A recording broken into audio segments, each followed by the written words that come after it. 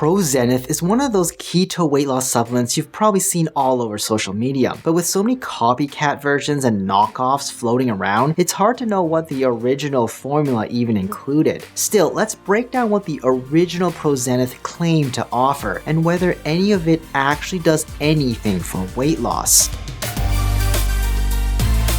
One of the main ingredients is BHB, short for beta-hydroxybutyrate. BHB is a type of ketone your body naturally makes when you're in ketosis, that metabolic state where your body burns fat for fuel instead of carbs. Normally, your body prefers to burn carbs because they're easier to use for energy, but when carbs are scarce, like on a strict keto diet, your body starts making ketones like BHB to keep things running. Sounds promising, right? So does taking BHB as a supplement help you lose weight? Not really. In one study, researchers looked at people following a keto diet. Some took BHB supplements and some didn't. The result? The diet alone led to weight and fat loss, but adding BHB didn't make any difference. Another study looked at people on a very low-calorie diet and got the same result. No added weight loss from BHB. What if you're not dieting at all? One study gave people BHB for 12 weeks without asking them to change anything else. While it slightly reduced visceral fat, the fat around your organs, it didn't lead to any real weight loss on the scale. By the way, I review a lot of supplements here, so subscribe and hit the bell to stay updated. And support me on Ko-fi if you enjoy the content.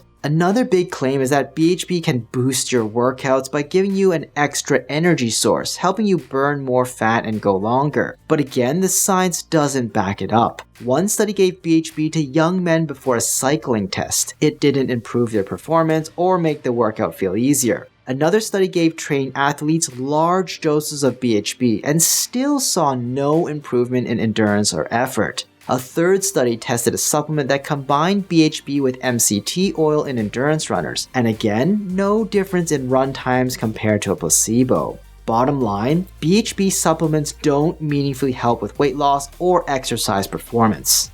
Now let's talk about another trendy ingredient, lion's mane mushroom, also known by its scientific name, Hericium erinaceus. It's a fungus that grows on dead hardwood trees like oak and beech. There's zero evidence that it helps with weight loss, but it's often marketed as a brain booster to improve focus and mental clarity. The research here is complicated. Some small studies suggest that lion's mane might help older adults with cognitive issues. For example, patients with mild Alzheimer's disease showed slight improvements in cognitive test scores after taking lion's mane. Another study in older Japanese adults with mild cognitive impairment found improvements after taking 1 gram 3 times a day for 16 weeks, but the benefits faded once they stopped taking it. But what about healthy people? Well, one study gave college-aged adults 10 grams of lion mane mushroom for a month during periods of exercise-related fatigue. It didn't do anything to boost their mental performance. On the other hand, a smaller trial in adults over 50 who took 3.2 grams daily for 12 weeks did show some cognitive improvement.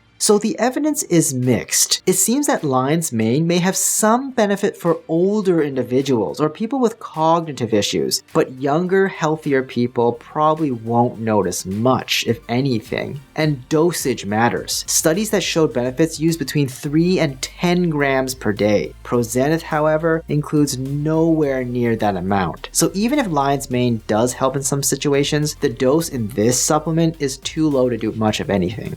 Ashwagandha isn't known for helping with weight loss or obesity directly, but when it comes to stress and anxiety, it's one of the most well-studied herbal remedies out there. Research shows that taking around 300 to 600 milligrams per day can significantly reduce feelings of stress and anxiety. The effects are even stronger when combined with other healthy habits like dietary changes or relaxation techniques such as deep breathing. And for people already taking SSRIs, a common medication for anxiety, adding ashwagandha can lead to even better symptom control. Ashwagandha also helps lower cortisol, the body's primary stress hormone. That's important because high cortisol can contribute to a whole range of issues, from poor sleep to stress-related weight gain. In fact, some studies suggest that people taking ashwagandha daily tend to gain less weight under stress than those taking a placebo. So while it's not a weight loss supplement per se, it may help reduce the type of weight gain that's triggered by chronic stress. It's also one of the few herbal supplements mentioned in major clinical guidelines. Organizations like the World Federation of Societies of Biological Psychiatry and the Canadian Network for Mood and Anxiety Treatments actually list ashwagandha as a potential treatment option for generalized anxiety disorder. There's also some early evidence that ashwagandha can improve sleep, especially in people with insomnia. A small meta-analysis found that taking it for 6 to 12 weeks can improve overall sleep quality, and older adults in particular may see benefits in both sleep and general well-being with regular use. But here's the flip side. Not all studies agree. Some research shows little to no effect from ashwagandha. One study in young adults found that a specific extract called Ashwagandha didn't significantly improve stress, anxiety, or mood compared to placebo. Another found no meaningful difference in perceived stress. And among college students, there was no measurable improvement in stress levels at all. So what's going on? Well, a pattern emerges when you look at where these studies were conducted.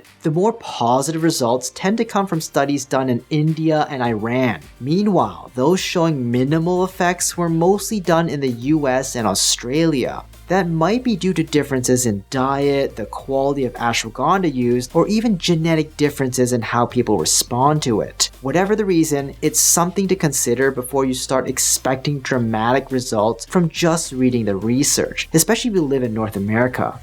Prozenith also includes other common ingredients like vitamins D and C. These do play roles in metabolism and immune function, and for some people, supplementing them can make a difference, but only if you're deficient. For instance, most meta-analyses of small trials suggest that vitamin D can help with blood sugar control in adults with diabetes, but the benefits are usually seen in people who start off with low vitamin D levels. If your levels are already normal, taking more vitamin D likely doesn't do much. Even though obesity is often linked to low vitamin D levels in observational studies, simply taking vitamin D often didn't help people lose more weight. So here's the key takeaway. Just because a vitamin is involved in metabolism doesn't mean taking more of it will boost your weight loss. It's more like a minimum requirement. If you're deficient, it could slow your progress, but once your levels are normal, extra vitamins don't do anything more for weight loss.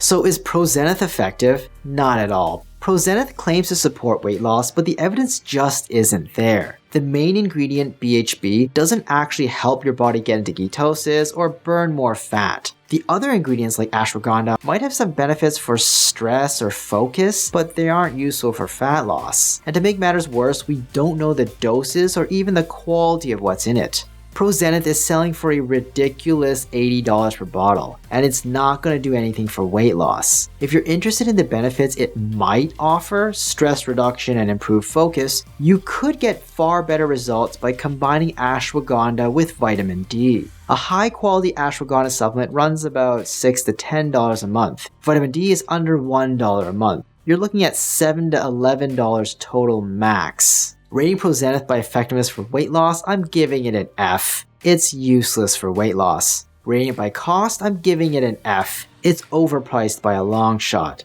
Rating it by safety, I'm giving it a B. The ingredient seems safe at the likely doses, though we can't be sure without more transparency. Overall rating, I'm giving an F. I would recommend you stay away from it. Hi, I'm Dr. Brian Yeung. I'd love to hear your thoughts. Feel free to share them in the comments down below. If you found this video helpful, don't forget to like, subscribe, and hit the notification bell. And if you know someone who could benefit from this, please share it with them. Finally, if you enjoy what we do and want to learn more, consider supporting us on Ko-fi, and be sure to check out our other socials as well.